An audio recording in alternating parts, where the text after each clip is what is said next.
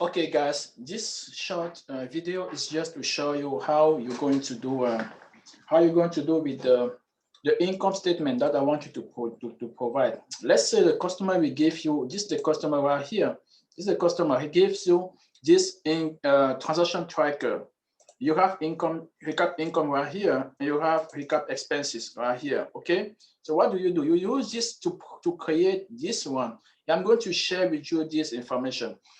We use those financial information, income and expense, to create the income statement which is right here. Remember to always change the name of the business right here, to put the name of the business, because this is a template. So what do you have when you create everything? You see the total amount here, year to date is the same right here. It's the same right here on the income, right? It's the same right here. So, but at the end, this thing is useless if it cannot say something, right? Once you create this thing right here, this financial income statement, this is what you have to use. This is what become meaningful. Okay, if you don't have this one here, this information will be useless. The income statement will be useless, because we need to be able to see, to compare quarter to quarter. This quarter right here, quarter 2, quarter 3 is just, the first quarter is just January, February, March income right here.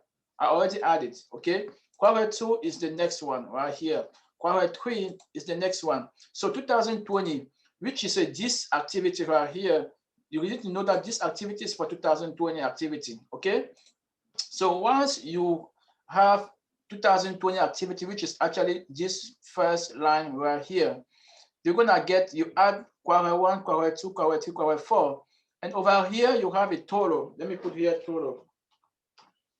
You have total right here. You have total. The total is the total of the 4 quarters. The total of the 4 quarters will give you the total of everything that you have here, the total of income. Now you also need to have the quarter 1, quarter 2, quarter 3 for 2019, because we are going to compare the periods 2019 and 2020. Okay, so if you don't have this information right here, you will let me know. So I will provide you with a document that has this on it. And which document is that? The document is the Schedule C. The Schedule C is a document that show you how much gross income somebody made. Okay, I'm going to check one Schedule C. This is one of the Schedule C. This is what is called Schedule C. Okay, on the Schedule C, this line one of the Schedule C, as you can see here, line 1, gross receipt from sales of the Schedule C, is gross income basically. So the Schedule C that you're going to use, you go to the Schedule C, you copy the amount, line 1 Schedule C of 2019 taxes. Okay, and you can see here, this is the 2019, you can see right, 2019 taxes. So once you copy that information right here, it's going to divide that into 4 quarters, because we don't have the detail by quarter. You just divide bits by quarter. It's already done. If I change this amount right here, what was the amount right here? Let's say 97475. 97475. Let's say I put over here 8 something right here. You see, it's going to change everything. You see, it changes right here, and the difference will also change. The difference is quarter 1. 2019 against 2020 is a loss, because you do quarter 1 2020 minus 2019 is a loss. Okay, same thing over here is a loss. Now what do you have to do? You have to check the higher loss that you put here. I'm going to put the number that was here before. Okay, over here, what is the quarter that has the higher loss when you compare 2020 against 2019? Is this one, because you see here, you see this is only the loss of 5,000, loss of 9,000, loss of 4,000, loss of 10,000.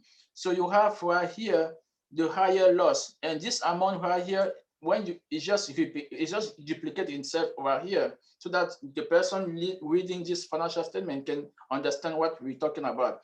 When it comes to percentage, the percentage here is 44%. It's all here. So once you do all the job here, it's just going to duplicate over here. You just need to watch to make sure that it's correct, okay?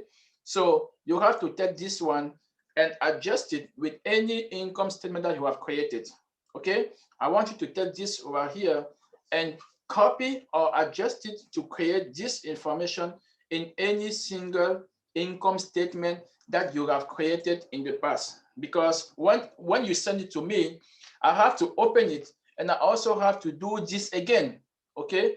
I want you guys to be able to talk to the customer when you finish this and tell to the customer, hey, okay, when I do your income statement, because if you do the income statement, you probably is also going to do the PPP for the person, okay? In order for the person to be eligible for the PPP, he has to have a loss of at least 25%, okay? So even this one will still qualify the person because it's 39%. Even this one will still qualify, but it's better to pick the quarter, pick the quarter that has a higher loss. So once you have this one, you can now tell the customer, because you're going to talk to the customer on the phone to say, okay, I see that you have it. Yeah, you are eligible because I can see that you have 44% impact. Then it makes the customer eligible for PPP and also EIDL. Then you can move forward, because if this impact here is not up to 25%, then the customer cannot apply for EIDL. But the person can apply for PPP. The person cannot apply for PPP because you have to have a decrease of 25%. Okay, 25% before you can apply for PPP. If it's the second time applying, okay, but if it's not 25%, you will still be eligible to apply for the EIDL. But most of the time, people want to apply for PPP first. This is the first thing we apply, okay? So if you see here, there's nothing that is above 25%, then the person is not going to be eligible to apply for PPP. The only thing the person will be eligible for is the EIDL, okay? So yeah, I'm gonna stop this video right here. If you have a question, just let me know. I'm going to share these two documents, these two links here with you guys, so you can see and practice and adjust it with what you have already done before I check it again. Okay, thank you so much. If you have a question, always ask the question on the WhatsApp or by email. Thank you so much.